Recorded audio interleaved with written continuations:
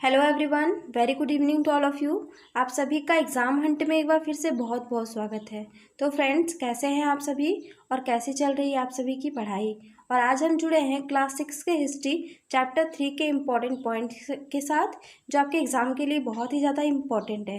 NCERT की series ऐसे भी इम्पॉर्टेंट होती है फ्रेंड्स, ये हर एग्ज़ाम में यहाँ से बहुत सारे प्रश्न आते हैं। तो चलिए हम आज की सीरीज़ को स्टार्ट करते हैं, देखते हैं इसमें कौन कौन से इम्पॉर्टेंट पॉइंट दिए हुए हैं जो आपके लिए बहुत ज़रूरी है।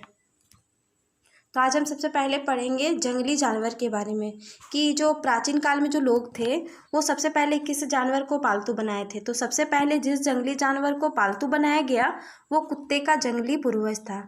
इन्होंने झुंड में रहने वाले ज़्यादातर घास खाने वाले जानवरों को पालतू बनाया, जैसे बकरी, गाय और सूअर आदि।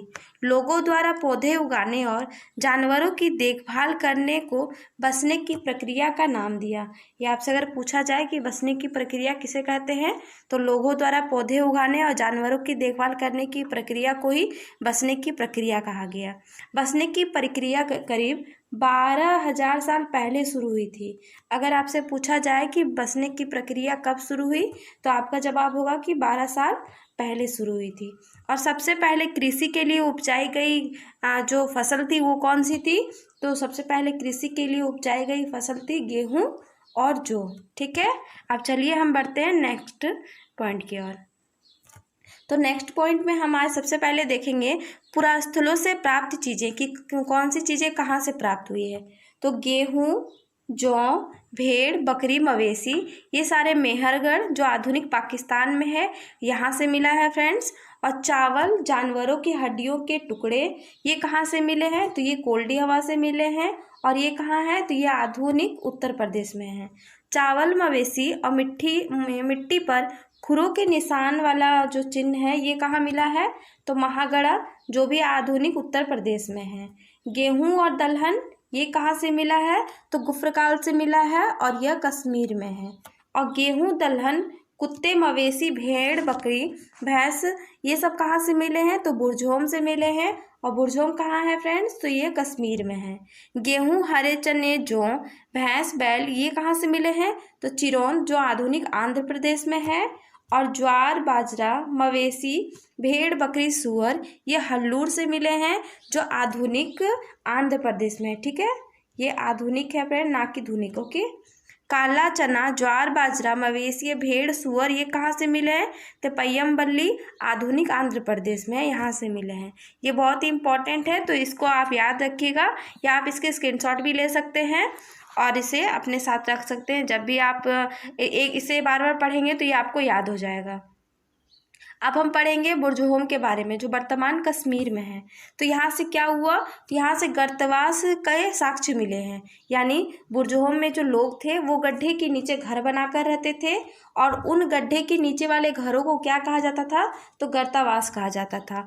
और इनमें उतरने के लिए सीढ़ियाँ होती थी। ये जो घर होते थे ना, ये तो गड्ढे के नीचे होते थे, इसलिए यहाँ उतरने के लिए सीढ़ियाँ होती थी। पुरातत्वविदों को झोपड़ियों के अंदर और बाहर दोनों ही स्थानों पर आग जलाने की जगह मिली है। यानी ये जो लोग थे ये गर्तवास में अंदर भी आग जलाते थे और घर के बाहर भी आग जलाते थे। ठीक है, अब हम बढ़ते हैं नेक्स्ट बिंदु की ओर। तो नेक्स्ट बिंदु में हम मेहरगढ़ के बारे में पढ़ेंगे। तो यह कहाँ है? यह ईरान जाने वाले रास्ते का महत्वपूर्ण रास्ते बोलन दर्रे के पास एक हरा भरा समतल स्थान है, और इसी स्थान को क्या कहते हैं? तो मेहरगढ़ कहते हैं। इस इलाके में सबसे पहले स्त्री पुरुषों ने जौ, गेहूं उगाना और भेड़ बकरी को पालना सीखा। मेहरगढ़ में बस्ती का आरंभ लगभग 8,000 साल पहले हुआ। अगर आपसे पूछा जाए कि मेहरगढ़ में बस्ती का आरंभ कब हुआ था, तो 8,000 साल पहले हुआ था। और मेहरगढ़ में इसके अलावा चौकोर और आयताकार घरों के अवशेष भी मिले हैं। यानी अगर आपसे पूछा जाए कि चौकोर और आयताकार घरों के अवशेष कहाँ से मिले हैं, तो ये मेहरगढ़ से मिले हैं। और यह कहाँ है? तो यह आधुनिक पाकिस्तान में है और ईरान जाने वाले रास्ते में है, बोलन दर्रे के पास। प्रत्येक घर में 4 या उससे अधिक कमरे मिले हैं, जिसमें से कुछ संभवतः भंडारण के काम आते होंगे। यानी जो लोग होते हों वो अपने घर में 4 से अधिक कमरे बनाते होंगे, जिसमें से कुछ कमरों में वो भंडारण के लिए यानी खाद्य सामग्री, अपनी ज़रूरत की सामग्रियों को रखते होंगे और अपना भंडारण करते होंगे उससे। तो और अब हम पढ़ेंगे उसके आगे के महत्वपूर्ण बिंदुओं को। तो लोगों की आस्था है कि मृत्यु के बाद भी जीवन होता है, इसलिए कब्रों में मृतकों के साथ साथ कुछ सामान भी रखे जाते हैं। यानी ये जो मेहरगढ़ है, यहाँ से क्या मिला है, तो एक मृत के कब्र में बकरी के भी साक्ष्य मिले हैं, जिससे यह पता चलता है कि वहाँ के जो लोग थे वो क्या सोचते थे कि इंसान के मृत्यु के बाद भी उनकी अपनी एक दुनिया होती है। इसलिए लोगों की आस्था थी कि मृत्यु के बाद भी जीवन होता है, इसलिए कब्रों में मृतकों के साथ कुछ सामान भी रख जाते थे। मेहरगढ़ में ऐसी भी कई कब्रें मिले हैं। एक कब्र में एक मृतक के साथ एक बकरी को भी दफनाया गया था। संभवतः इसे परलोक में मृतक के खाने के लिए रखा गया होगा। यानी ये जो लोग हैं ये मृत्यु के बाद भी जो परलोक जाते हैं तो वहाँ भी ये कुछ खाते होंगे, इसी की वजह से उस वक्त के लोग मृतकों के साथ बकरी या ज़रूरत के कुछ सामानें रख दिया करते थे। अब हम बढ़ते हैं नेक्स्ट बिंदु की ओर। तो हमारा नेक्स्ट बिंदु है दार्जिलिंग हेडिंग। यह पूरा स्थल चीन और म्यांमार की ओर जाने वाले रास्ते में ब्रह्मपुत्र नदी की घाटी के किनारे एक पहाड़ी क्षेत्र पर है। यहाँ खरल और मूसल जैसे पदार्थों के उपकरण मिले हैं। अगर आपसे पूछा जाए कि खरल और मूसल जैसे पत्थरों के उपकरण कहाँ मिले हैं, तो आपका आंसर होगा दार्जिलिंग हेडिंग में। और इससे पता चलता है कि यहाँ के लोग भोजन के लिए अनाज उगाते थे। यहाँ से जेडाइट पत्थर भी मिला है और संभवतः यह पत्थर चीन से आया होगा। ये जो जेडाइट पत्थर है ये बहुत ही ज़्यादा मतलब महंगा है। और ये पत्थर कहाँ से आया था, तो ये जेडाइट पत्थर चीन से आया होगा।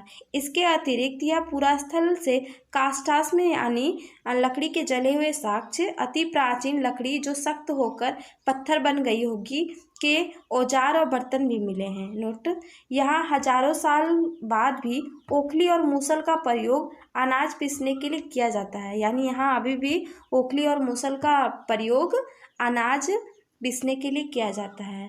अब हम लास्ट पॉइंट पढ़ेंगे चाताल युग के बारे में। तो ये कहाँ है, तो ये तुर्की में है। यह नवपाषाण काल का सबसे प्रमुख स्थल है, जहाँ सीरिया से लाया गया चकमक पत्थर, लाल सागर की कोड़ियाँ तथा भूमध्य सागर की सीपियाँ मिली है। ठीक है फ्रेंड्स, तो आज की सीरीज में इतने इंपॉर्टेंट पॉइंट्स हैं। अगर आपको आज की सीरीज अच्छी लगी तो मेरे वीडियो को लाइक कीजिएगा, कमेंट कीजिएगा और दोस्तों के साथ शेयर कीजिएगा। और अगर आप नए लर्नर्स हैं तो चैनल को सब्सक्राइब करें, बेल आइकन को प्रेस करें। इससे आपको आगे आने वाली हर वीडियो की नोटिफिकेशन टाइम पर मिलेगी, जिससे आप समय पे क्लास के साथ जुड़ सकते हैं। तो हमारे साथ जुड़े रहने के लिए आपका बहुत बहुत धन्यवाद। Thank you friends.